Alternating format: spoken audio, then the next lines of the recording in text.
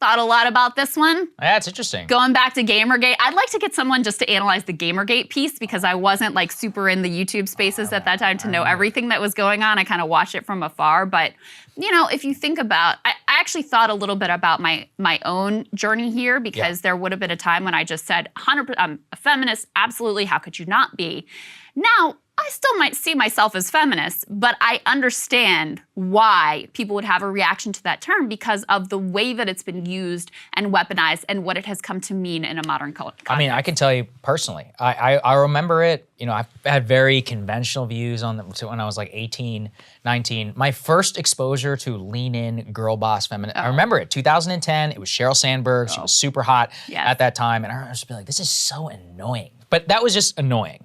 Then two cross the Rubicon moments happened. I remember it was Rolling Stone magazine, the UVA Jackie case, because it was in a fraternity at the time, and everybody was like, "Oh my God, frat culture, blah blah," and it was like, "Oh, this thing is complete bullshit," and it was like, and it caused this entire social awakening. And then what happened was Gamergate, which I don't even game, but I remember I followed it religiously at the time, and I was like, "Man, this shit is crazy." I was like, "I can't even believe this is," and that lady's still around, Brianna Wu. You know, she works with the Department of Homeland Security to set, you know, harassment guidelines. That was the legacy. I mean, it was a massive radicalizing event, I think, for a lot of people. But you're exactly right. Online, it was. Yeah, people like me. You still have people who came out of that moment and are creators and, you know, sort of gained their platforms through that.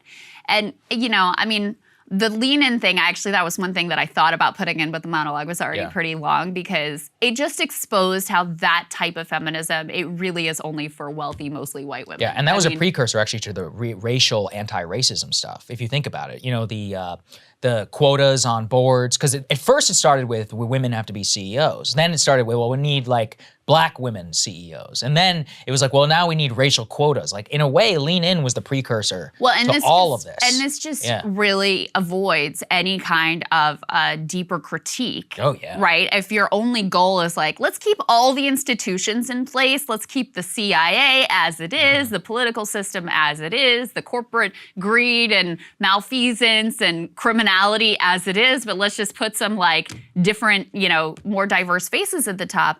Listen, I am all for, like, you know, having the entire population of America represented in positions of power. But if you're not changing that underlying structure, you aren't doing anything except, like, you know, fulfilling the personal ambitions of a Hillary Clinton type. I think it was David Otter, 2017 paper, which showed definitively that the WTO policy and steel policy dramatically lowered male wages, marriage rates, and increased depression and drug dependence in the industrial Midwest. It's directly tied to economic. But, you know, you're not gonna have that conversation. Right. I did that whole piece once on male loneliness, male wages. I have to go back and find it. It was like, I think you were out at the time. It was a Time magazine thing. It was amazing. It was great, exactly tied to what you're talking about. It's like, you know, when male wages drop, it has all sorts of you know, people use more drugs, more likely to kill themselves, wages go down. If they don't get married, they're less marriageable in the marketplace. It's just a huge problem. Well, because if you...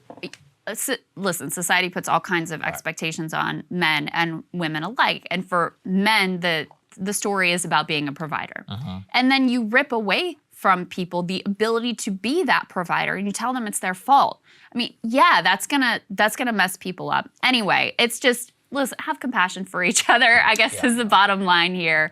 Ultimately, think about, the one other piece I wanna say here is, when you have movements that are genuinely democratic, like what's happening with the Amazon labor union, Starbucks workers unite, you don't have to have these arbitrary like quotas or diversity. That movement is inherently diverse because it's inherently democratic. It's true.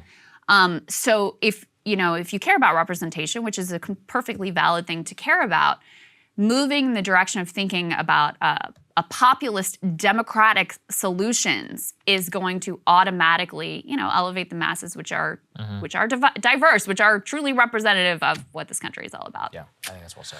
Cable news is ripping us apart, dividing the country, making it impossible to function as a society, and making it impossible to know just what is true and what is false. But the good news is they are failing and they know it.